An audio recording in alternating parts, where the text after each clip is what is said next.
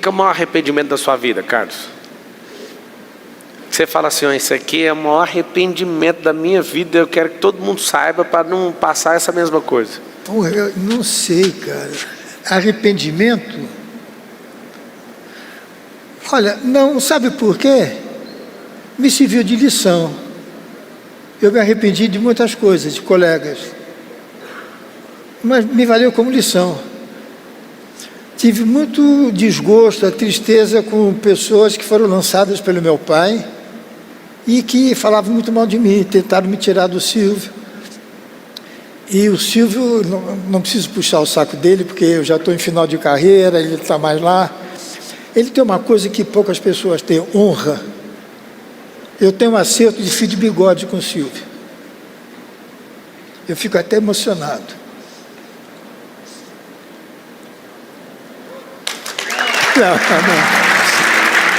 Não. Pelo seguinte, o meu pai, em junho de 75, ele teve um câncer. E ele foi morrer em março de 1976. O Silvio pagou todo o tratamento do meu pai. Todo.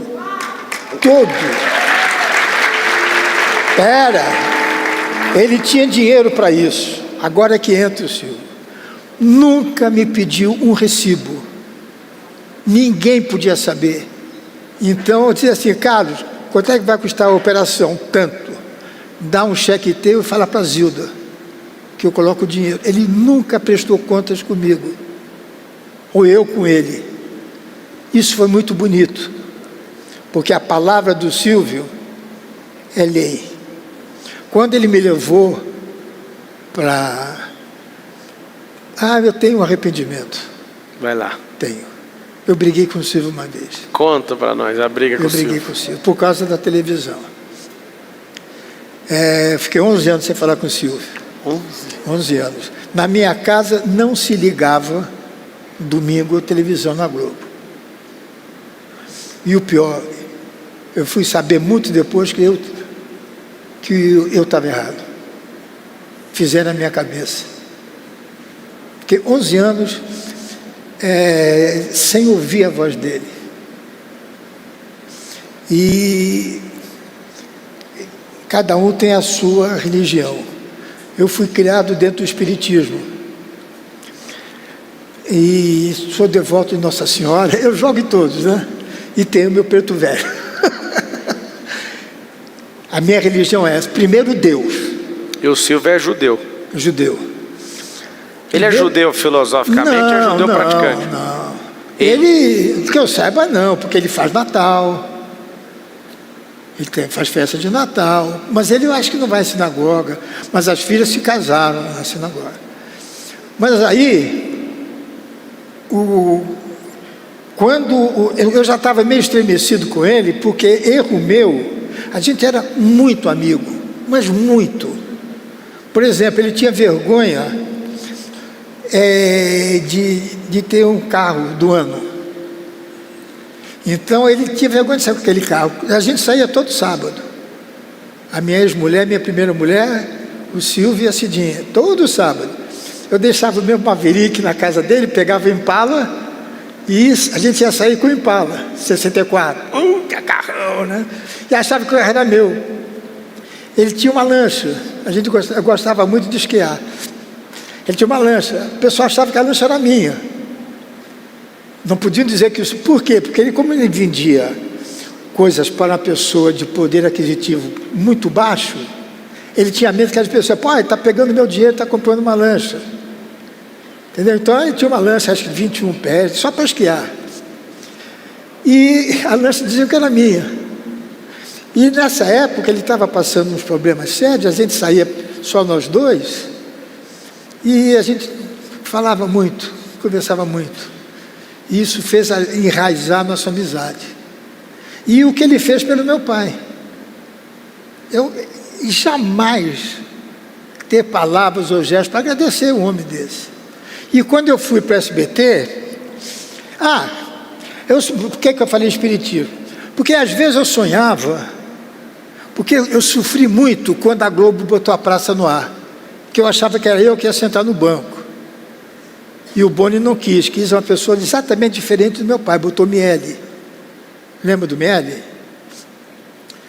Eu sou de 87. Ah, pelo amor de Deus, isso foi em 60.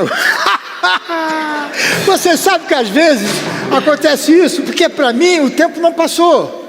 Eu às vezes vou falar de futebol, eu digo, quando o Gerson deu aquele passe para o Pelé fazer a cabeça, eu falei, quem é Gerson? Pelé, claro que sabe, mas eu fico fora, porque eu ainda estou naquela época de futebol. E você está ativo, né? Você é um cara de 88 anos que toca um programa de televisão, com 70 anos de carreira. É difícil ver essa meninada aqui, você vai explicar os negócios? Mas aí eu sonhava, meu pai teve uma bolsa de estudos em Nova York, nós ficamos de maio até dezembro em Nova York. E marcou muito, eu tinha 9 anos de idade. E marcou muito a minha cabeça. Eu, muitas vezes, eu sonhava que eu ficava lá no Teatro Fênix, que é onde gravava a linha de show da Globo. Eu via o Miele, né, fazendo... Eu ia para o hotel, eu chorava muito. Várias vezes eu sonhei que eu estava sentado assistindo a gravação e meu pai entrava, eu disse, pô, pai, vai lá, senta lá. Disse, não, meu filho, deixa, tá bom, o Miele está muito bom. Várias vezes. Em Nova York, a gente ia muito ali no Central Park, tinha ali, perto da Quinta Avenida, tinha aquele teatro, meu Deus, o cinema.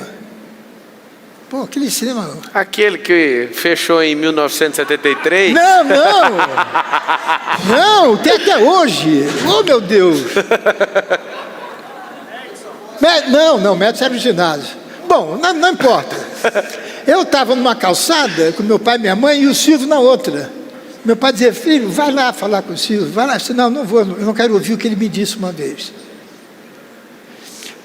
Isso, várias vezes soava que eu estava numa festa e estava assim numa sala, o Silvio estava lá.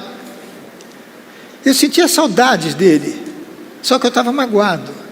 11 anos. 11 anos. Até que a filha dele, a Renatinha, que é a caçula, o meu tio era pediatra. Ele é professor da Escola de Medicina e fazia pediatria. E o Silvio ligou para ele. Ô, Fernando, vem ficar comigo aqui, que acho que ela está com meningite, sei o quê. E eles passaram a noite inteira no hospital. E o Silvio perguntou, e o Carlos, como é que está? Ele ainda está com raiva de mim? Ainda está zangado comigo? O Fernando disse, claro que não, pô. Aí contou o caso. Aí falou, será que ele vinha falar comigo? O Fernando falou, deixa eu ligar para ele. Era tudo que eu queria. Eu só não queria ouvir as coisas que eu ouvi. Porque eu também fui grosso. Eu também fui, porque eu não tinha feito ainda análise naquela época. Você pediu desculpa para ele pediu desculpa para você? Como é que não houve nada disso. Aí o Fernando ligou para mim, você falou, claro, tu marcou um jantar na casa do Silvio.